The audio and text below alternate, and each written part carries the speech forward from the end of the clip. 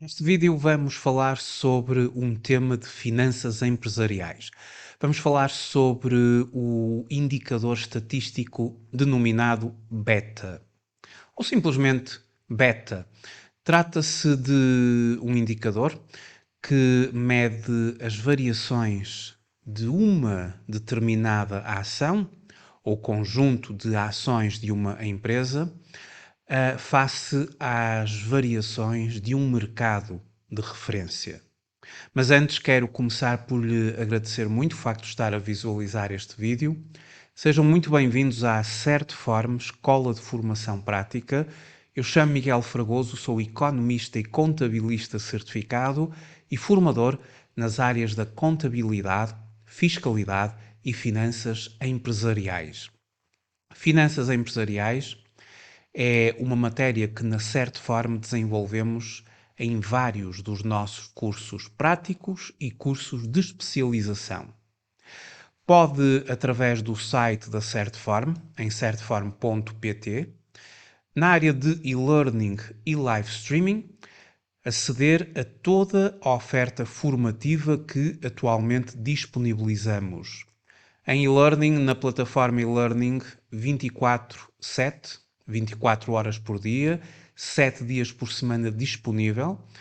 A partir do momento em que faz a sua inscrição num qualquer dos cursos e-learning, terá acesso à plataforma onde, de acordo com a sua disponibilidade, de acordo com o seu ritmo, pode fazer a sua formação a partir de qualquer parte do mundo.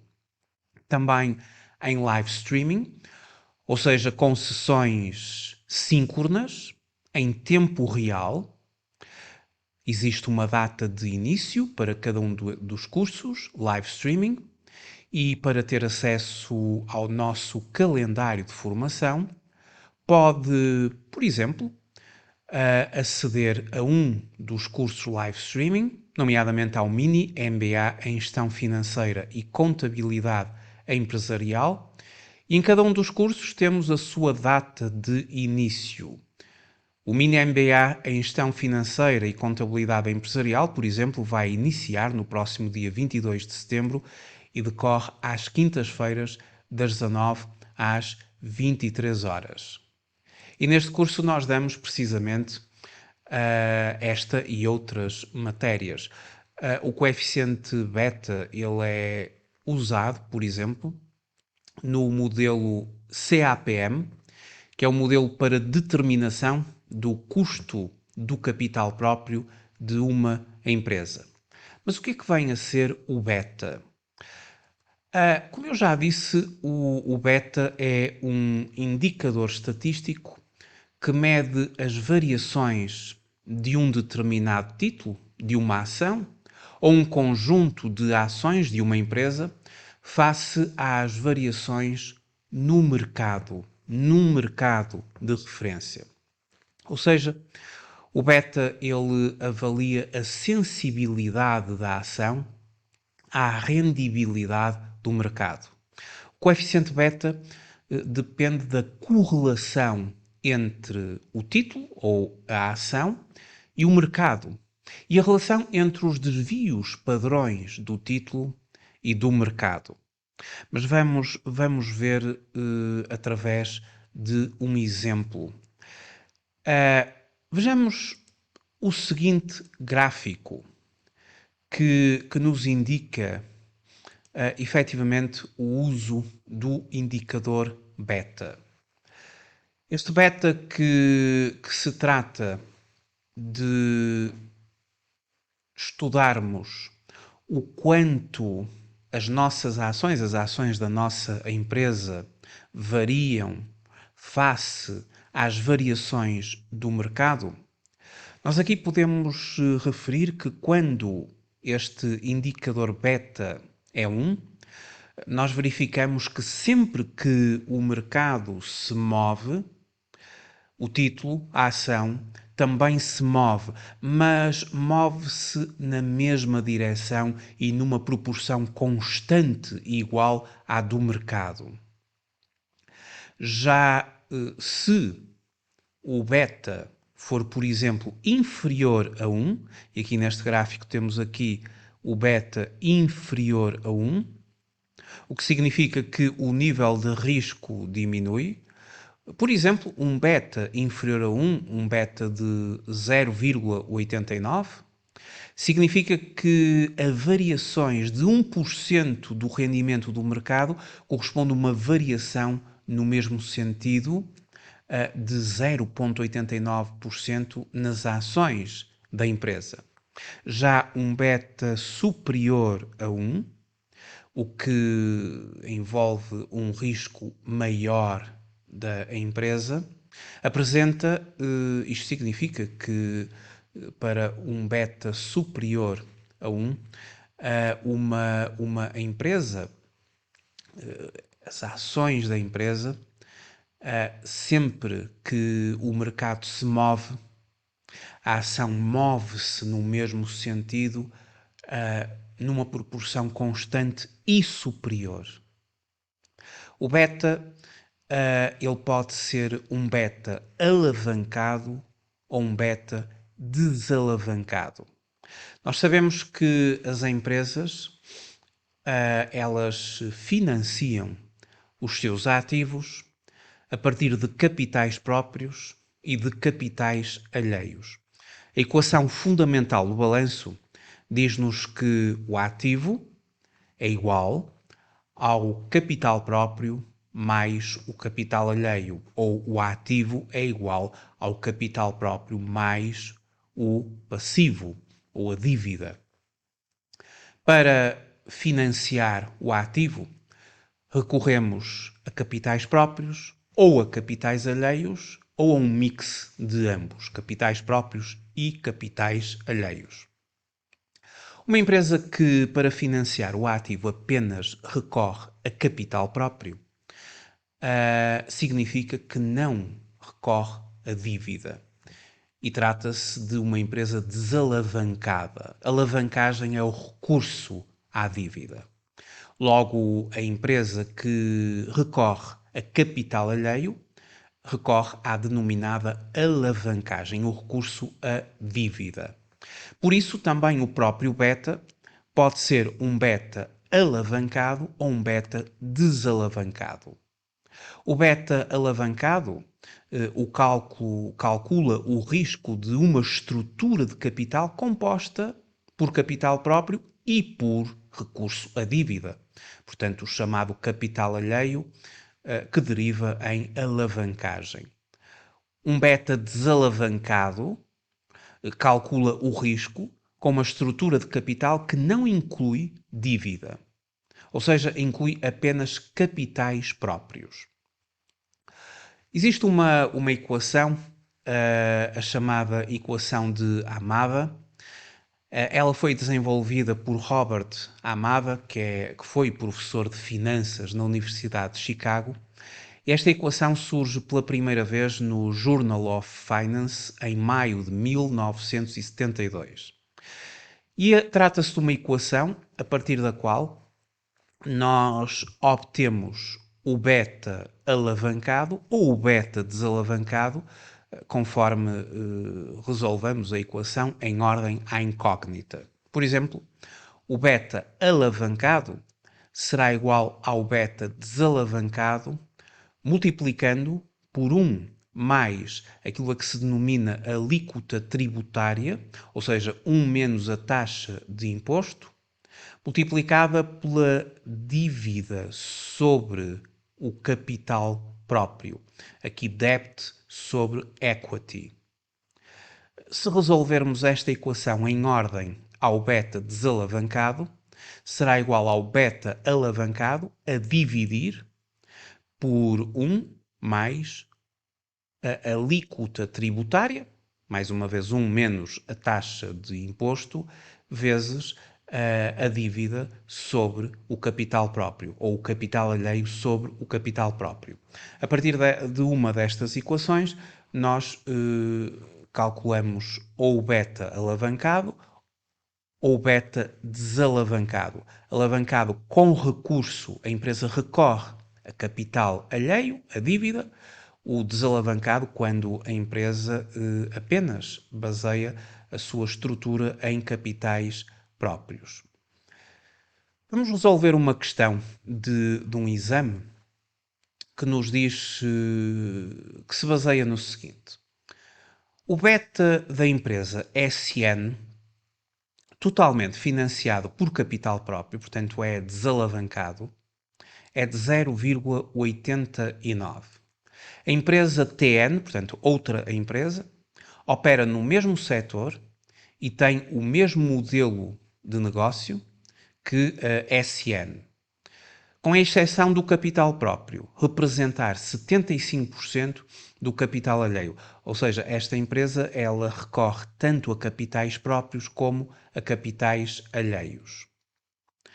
A taxa de imposto para ambas é de 20%.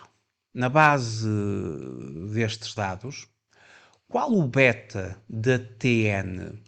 Ou seja, qual o beta da empresa que recorre quer a capitais próprios, quer a capitais alheios, e com capitais alheios terá de ser um beta alavancado. Será de 1,42, 1,84, 2,31 ou 3,74. Bom, em primeiro lugar, nós podemos dizer que estas duas empresas elas são comparáveis, uma vez que elas operam no mesmo setor de atividade, estão baseadas no mesmo modelo de negócio e, portanto, nós vamos considerar duas empresas comparáveis e vamos partir de um beta desalavancado como referência à empresa SN. Esta empresa é totalmente financiada por capital próprio, o seu beta é de 0,89. A partir deste beta desalavancado, nós vamos calcular o beta alavancado de uma empresa comparável.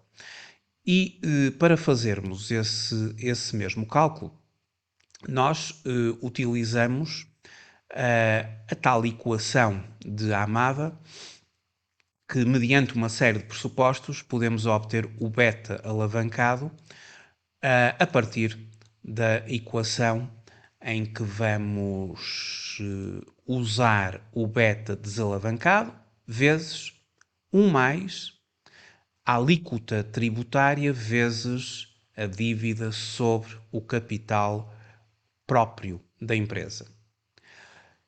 E nesse sentido, fazendo os cálculos, chegamos ao seguinte valor. Então, o beta alavancado é igual ao tal beta desalavancado, que no exame é de 0,89, vezes 1 mais 1 menos a taxa de imposto, aqui a taxa de imposto no enunciado era de 20%, e diz-nos o enunciado que a dívida, ou no caso concreto, o capital próprio representa 75% da dívida. Então, isso significa que o equity a dividir por debt, ou dívida, é igual a 0,75. Mas a fórmula, ela indica que nós determinamos a dívida sobre o capital próprio. Então basta inverter aqui o numerador e o denominador, e se E sobre D é igual a 0,75, então D sobre E será igual a 1 sobre 0,75. E substituímos aqui na equação o D sobre E, ou seja, a dívida sobre o capital próprio, por 1 sobre 0,75. Fazendo aqui todo este valor que está entre parênteses reto, nós obtivemos 2,06, que multiplicado por 0,89 temos 1,84. 0,89 será um beta desalavancado, 1,84 será um beta alavancado. Portanto, um beta alavancado é superior aqui a 1, ou seja, uma empresa que oferece mais risco, como naturalmente se compreende, uma vez que recorre à dívida, do que uma empresa que apenas se baseia a sua estrutura de capital em capital próprio e, portanto, não nos oferece o mesmo nível de risco. Conforme nos lembramos no gráfico, quando o beta é inferior a 1, desce o nível de risco. Quando o beta é superior a 1, aumenta o nível de risco. Voltando então aqui à nossa resposta, se a SN é uma empresa desalavancada, ou seja, apenas financiada com capital próprio, já a TN recorre quer a capital próprio, quer a capital alheio. São duas empresas comparáveis, elas operam no mesmo setor, estão baseadas no mesmo modelo de negócio, a taxa de imposto era a mesma, 20% ou 0,2%, então obtemos um beta alavancado da TN 1,84. Então neste exame, a resposta B seria a resposta correta. O beta é uma medida, é um indicador estatístico, e é importante nós termos mais uma vez, e para concluir, estas nossas referências.